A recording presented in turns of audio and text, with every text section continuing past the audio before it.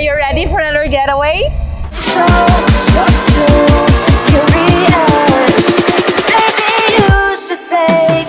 Sug din na imong stretching kay we are bound to another destination nga for sure you'll experience relaxation for your next vacation. Og kana, diri lang tanan sa Miss Or. Let's go! It's forever.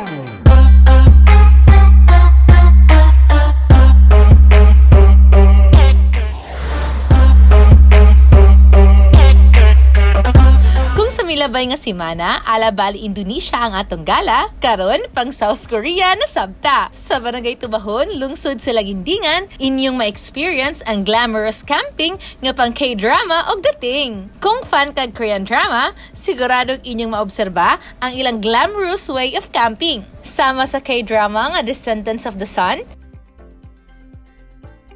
The Ears, True Beauty, og daghan pang uban. Busa ayaw nagpalayo kay anaaras Miss Or ang imong gipangayo. Sa Lohas Aqua Resort, kining tanan imong ma-explore. Daghan mong tent mapilian, magdepende sa inyong kadaghan og sa inyong budget nga dala. Agpas og kumpas ta mga kalambo, tungod kay adunay promo ang ilang resort. Special ang ilang rate karong panahuna, tungod kay naka-soft opening pa lang sila. Ang ilang periwinkle tent, good for 4 persons, karon anaalang sa 3,500 pesos. Samtang ang ilang Wedalia tent nga pang 7 ka tao, naka-promo gihapon sa parihong kantidad. Ana, usab sila yung mga Cosmos tent nga mas barato pero achieve gihapon ang inyong gidamgo nga Korean-inspired camping. Good for 4 persons, naka-promo kini karon sa kantidad nga 1,500 pesos. Kining pagbagsak sa ilang presyo, taman lang karong Abril 15 ning tuig. Busa, ayaw na og langay, magpabook na pinaagis pagbisita sa ilang Facebook page aron aduna na kay gala karong tuiga. Pwede usab magsugba-sugba, butangan og sujo inyong lamisa aron kompleto na ang inyong feels nga murag sa K-drama. Siguradong mapura kag aura aron imong makuha ang best angle nga pang Korea. Ug kung ubano ninyo si Bunso, adunay playground for kids. Siguradong makarelax gikan sa stress ang tibuok family. Sama na lamang ni Ma'am Gina nga uban niya ang iyang tibuok pamilya. First time niya sa maong dapit og dako ang kalipay niini nga sila nakahapit. Tungod kay wala kini nagmahay sa kanindot sa lugar.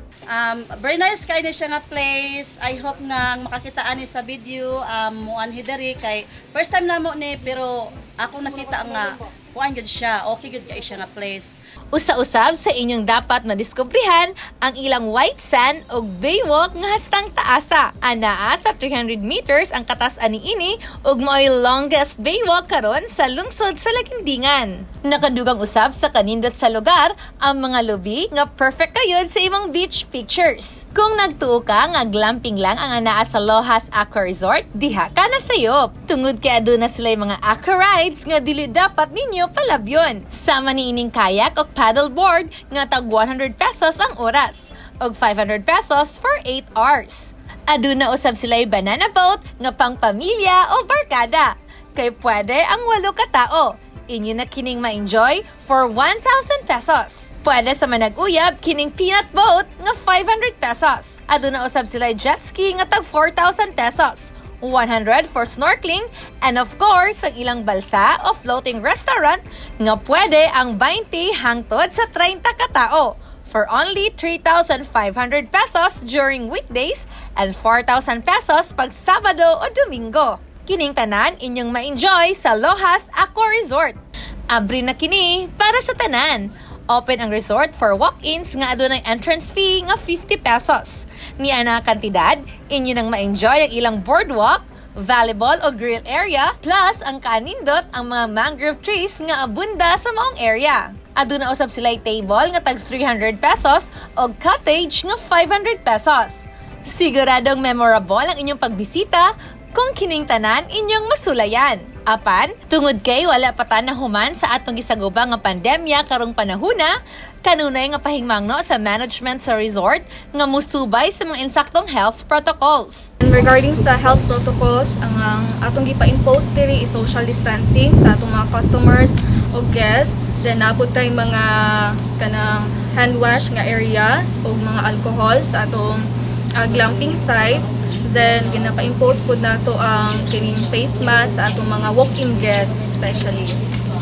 Tungod sa kaanindot sa lungsod sa Lagindingan ug hugot nga pagpromotar sa turismo sa atong probinsya, pinaagi sa Provincial Tourism Office, daghang tourist spot ang mibukas sa lalawigan ug daghan usab ang nahatagan og kahigayunan nga makatrabaho. Ehemplo niini si Ma'am Elvis Flores nga karon anaa disenteng nanginabuhian sa Lohas Aqua Resort.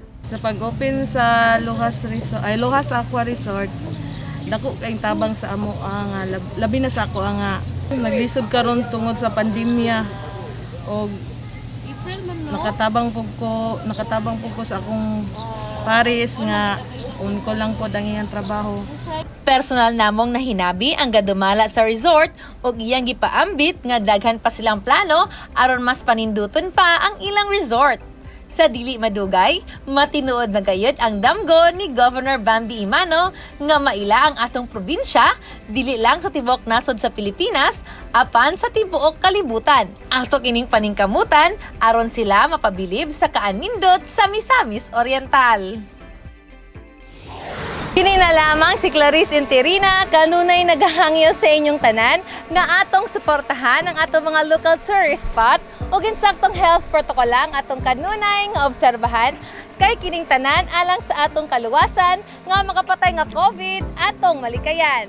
Together, let us explore, Miss Or more!